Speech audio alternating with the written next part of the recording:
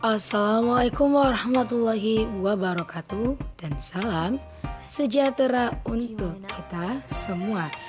Ini adalah minggu ketiga di pertemuan ketiga pelajaran administrasi infrastruktur jaringan. Pada video kali ini saya akan menjelaskan aturan-aturan dan teknik konfigurasi pada routing statis. Semoga kalian memahami dan jangan lupa dicatat ya. Nah D, aturan-aturan pada routing statis. Jadi dalam routing statis ada informasi berupa baris-baris network address yang disebut entry route atau bisa disingkat dengan route ya atau rute.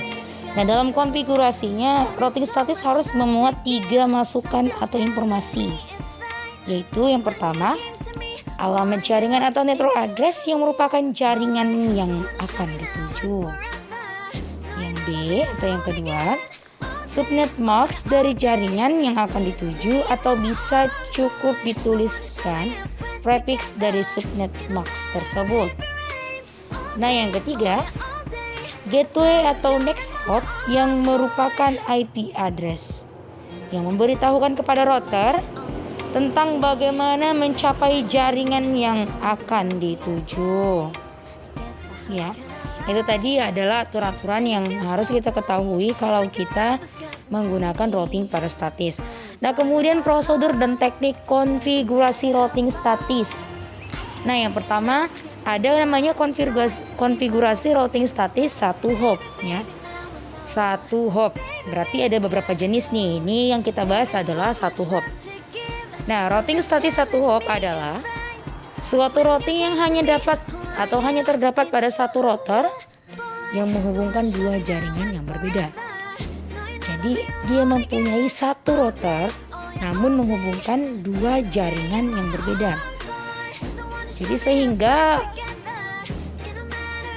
karena routing ini hanya terdapat dua jaringan yang berbeda, jadi maka jalur keluar dari masing-masing jaringan hanya terdapat satu jalur saja. Sehingga model konfigurasi dari routing statis satu hop bisa dikatakan sebagai jenis routing default. Nah, pada routing statis konfigurasi yang dilakukan cukup memasukkan konfigurasi IP address pada dua buah interface pada router yang nantinya akan dijadikan sebagai default gateway dan pada masing-masing jaringan. Jadi contoh konfigurasi satu hop terdapat pada gambar di bawah. Ini dia. Nah, dia.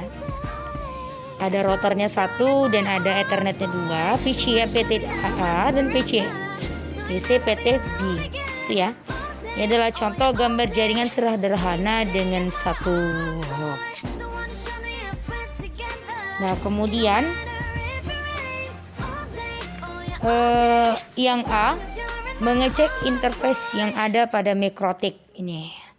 Jadi bagaimana cara mengecek interface yang ada pada mikrotik nanti saya kirim melalui pribadi. Nah yang B, menambah IP address ke interface Ether 1 dan Ether 2 dan mengecek hasilnya. Kemudian yang C, mengkonfigurasi IP address secara manual pada komputer PC1 sebagai berikut. Ini dia konfigurasi secara manualnya.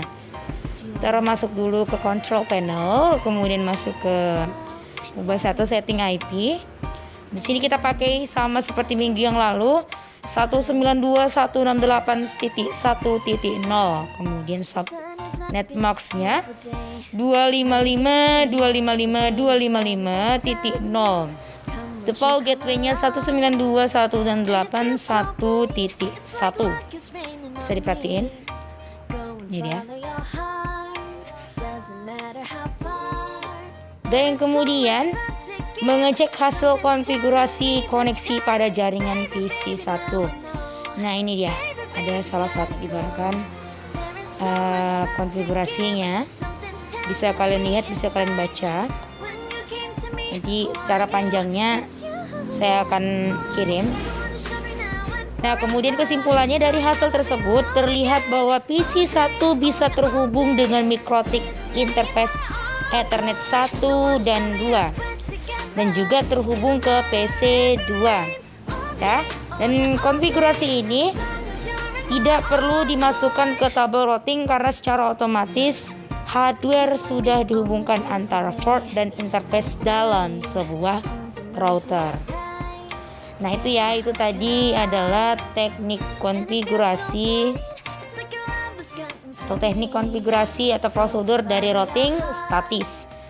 Nah itu saja yang bisa saya sampaikan. Lebih dan kurang saya mohon maaf. Saya akhiri, sekian dan terima kasih. Assalamualaikum warahmatullahi wabarakatuh.